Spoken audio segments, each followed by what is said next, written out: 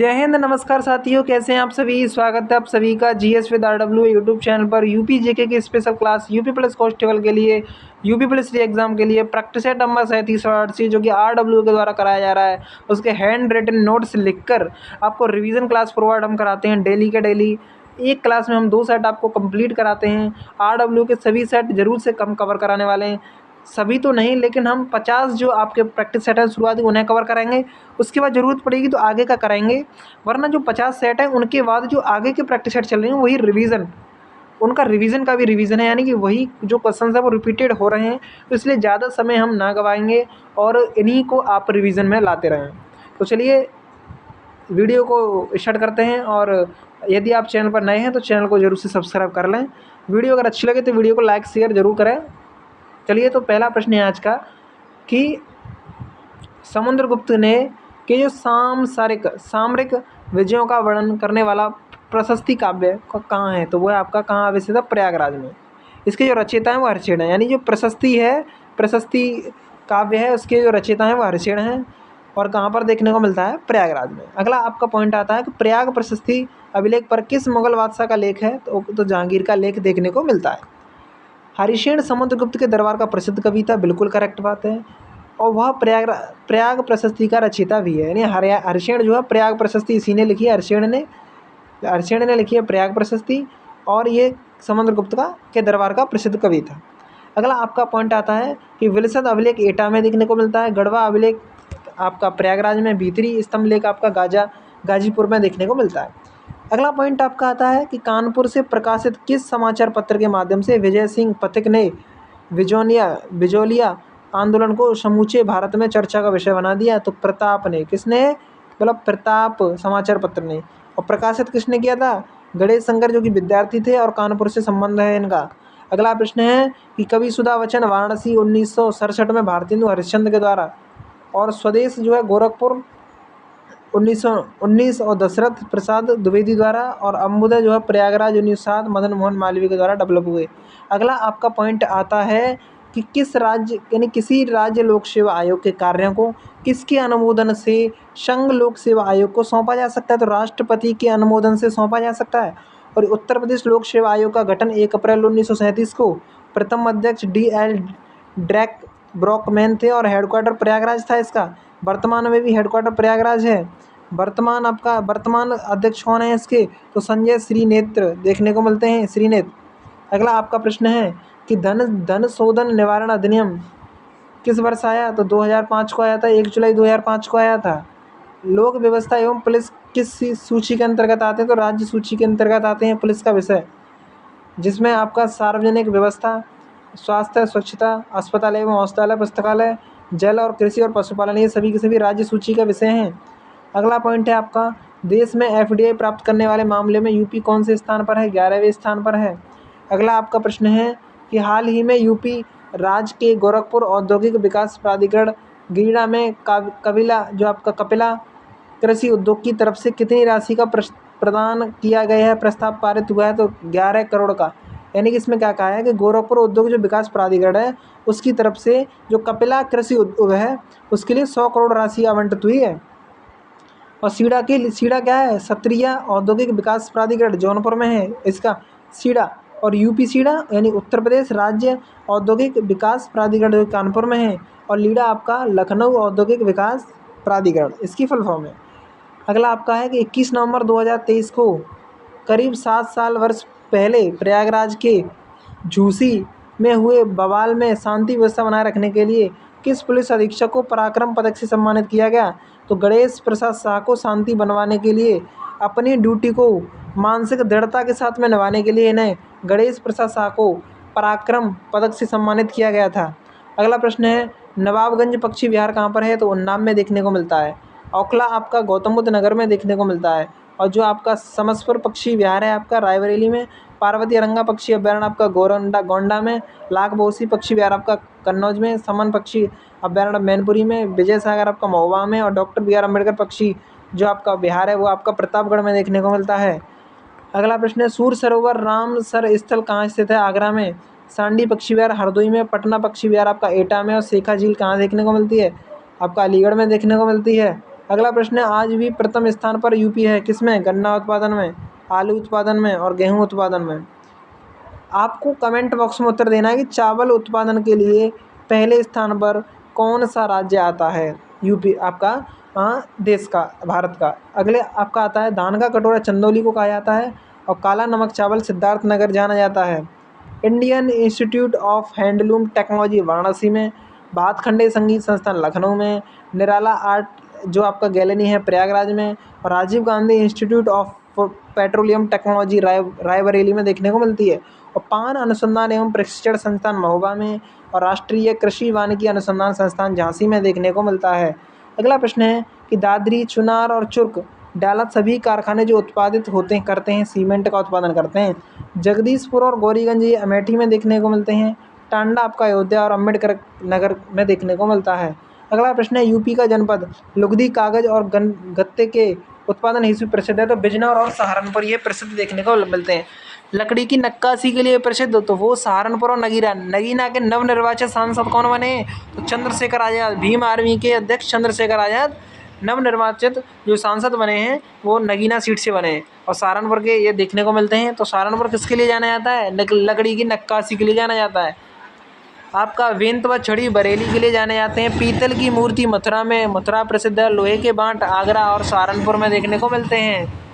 अब कुछ तीन चीज़ें हैं, कछुआ वन्यजीव विहार, मदन मोहन मालवीय कैंसर संस्थान, Indian institute of vegetable research, ये वाराणसी में देखने को मिलते हैं। अगला प्रश्न है आपका, बैराइट तथा आपका एंडालुसाइड जो उत्तर प्रदेश के किस जिले में पाए जाते हैं? तो ये आपके ये कहाँ का है? तो चाइना के लिए आपका बांदा और सोनभद्र में, आपका गेरू आपका बांदा में, पाइसाइट्स आपका सोनभद्र, प्लेटिनम आपका ललितपुर में और ग्रेफाइट आपका हमीरपुर में देखने को मिलता है। अगला आपका प्रश्न आता है, और इसमें आपका बेराइट और एंडालुसाइड, इनको हम पिछले प्रैक्टिस सेट में करा चुके हैं, आपको जरूर से याद होंगे ही, इसलिए हमने इन्हें यहाँ नहीं लगाया। अगर नहीं भी याद है तो आप पीछे से याद करते आएंगे, आपको पता चलेगा। नहीं भी आपको पता चलता, आप सर्च करें, कुछ सर्च करके आप देख सकते हैं गूगल पर, उसके बाद आप कमेंट में उत्तर दे सकते हैं। अगला आपका प्रश्न आता है कि चुनारगढ़ में अनूप वेदिका है जिनकी वे कौन है? भर्तृहरि देखने को मिलते हैं। बाहुबली जैन मंदिर फिरोजाबाद में और शीतला माता मंदिर मैनपुरी में देखने को मिलता है। अगला प्रश्न है आपका, यूपी का डॉक्टर अंबेडकर विश्वविद्यालय आगरा विश्वविद्यालय में और कब नींव रखी गई थी? 1927 में। FIR का पूर्ण रूप क्या? फर्स्ट इन्फॉर्मेशन रिपोर्ट, पहला इसका आपका फुल फॉर्म देखने को मिलती है। अब आपका जो प्रैक्टिस सेट नंबर 37 है वो कंप्लीट होता है। प्रैक्टिस सेट नंबर 38 पर अब हम आ चुके हैं। तो इसका जो पहला प्रश्न है, इसमें कथन है कि भारतीय राष्ट्रीय कांग्रेस का दूसरा अधिवेशन हुआ था, मुंबई में हुआ था क्या? इसमें आपका हाँ जी सर, मुंबई में हुआ था। अब भारतीय राष्ट्रीय कांग्रेस का दूसरा अधिवेशन दादा भाई नौरोजी की अध्यक्षता में हुआ था कि? बिल्कुल हुआ था। चलिए, इसमें आपका जो कुछ पॉइंट आते हैं, प्रयागराज अधिवेशन 1888 में जॉर्ज यूले के द्वारा पहले कांग्रेस अध्यक्ष थे ये। बनारस अधिवेशन 1905 में हुआ, गोपाल कृष्ण गोखले अध्यक्ष रहे थे। कानपुर अधिवेशन 1925 में सरोजिनी नायडू थी, जो कि पहली स्वतंत्र भारत की पहली गवर्नर देखने को मिलती हैं, और ये पहली भारतीय महिला अध्यक्ष थी किसकी? आपका कांग्रेस की। इसके बाद आपका अगला प्रश्न आता है कि काकोरी केस में जो है गोविंद वल्लभ पंत किसकी अध्यक्षता हुई थी? बचाव हेतु किसकी अध्यक्षता में एक समिति का गठन हुआ था? गोविंद वल्लभ पंत की अध्यक्षता में। इसमें 9 अगस्त 1925 की ये बात है, काकोरी कांड। इसमें राम प्रसाद बिस्मिल गोरखपुर से शामिल, अशफाक उल्लाह खां अयोध्या और राजेंद्र लाड़ी आपका गोंडा और ठाकुर रोशन सिंह नैनी प्रयागराज में शामिल देखने को मिलते हैं। अगला प्रश्न है आपका कि 1858 में लॉर्ड कैनिंग तक चले गए और दिल्ली डिवीज़न को छोड़कर उत्तरी पश्चिमी प्रांत का गठन किया, प्रयागराज। अगला आपका प्रश्न आता है कि यूपी का क्षेत्रफल कितना है? तो वो आपका 2,40,928 किलोमीटर देखने को मिलता है, किलोमीटर स्क्वायर देखने को मिलता है। अगला प्रश्न है आपका जो कि आपका देश का चौथे स्थान पर आता है क्षेत्रफल की दृष्टि में, देश का 7.33% देखने को मिलता है। अगला प्रश्न है आपका, विभाजन से पूर्व यूपी का क्षेत्रफल 2,94,411 किलोमीटर स्क्वायर देखने को मिलता है। क्षेत्रफल में यूपी का सबसे बड़ा जिला लखीमपुर खीरी है 7680 किलोमीटर स्क्वायर, और सबसे छोटा हापुड़ है जो कि 666 किलोमीटर स्क्वायर देखने को मिलता है। अगला प्रश्न है आपका कि भारत का जो मानक समय है वो 82 डिग्री 82 डिग्री 1/2 पूर्वी देशांतर देखने को मिलता है। ग्रीनविच रेखा से 5.5 घंटा आगे देखने को मिलता है। जो आपका भाट मृदा यूपी के किस जिले से संबंधित है? कुशीनगर से। किससे है? कुशीनगर से संबंधित है। इसमें जो आपका अगला प्रश्न है वह आपका कि 30 दिसंबर 2023 को प्रधानमंत्री नरेंद्र मोदी ने पहली अमृत भारत ट्रेन हरी झंडी दिखाई थी अयोध्या से। कहाँ से? अयोध्या से। प्राचीन नाम क्या है? साकेत नगर। महर्षि वाल्मीकि अंतर्राष्ट्रीय हवाई अड्डा भी अयोध्या में देखने को मिलता है। अगला प्रश्न है आपका कि 2024 को यूपी के मुख्यमंत्री योगी आदित्यनाथ ने किस नदी में जल विहार को सुगम बनाने हेतु सोलर क्रूज का मारुति का उद्घाटन किया? तो सरयू नदी पर। सरयू नदी जो कि अयोध्या सरयू नदी पर ही बसा हुआ है। घाघरा रिवर पर ये संबंधित देखने को मिलती है। करनाली नाम से भी इसे जाना जाता है सरयू नदी को। अगला प्रश्न है कि इसी साल यानी 2024 को यूपी के संभल जिले के हरगोविंदपुर में सड़क बनाने के दौरान किस काल के चांदी के सिक्के मिले? तो मुगल काल के चांदी के सिक्के मिले।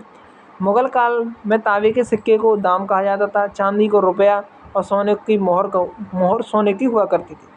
अगला प्रश्न है यानी सोने की जो सिक्के हुआ करते थे ना मोहर कहा जाता, चांदी के सिक्कों को रुपया कहा जाता था। अगला प्रश्न है अकबर ने प्रयाग का नाम बदलकर इलाहाबाद कर दिया था 1583 में, और इलाहाबाद के बाद प्रयागराज किसने किया है? योगी आदित्यनाथ ने, जो कि सीएम ऑफ यूपी हैं। कौन? CM of UP Baba Yogi Adityanath.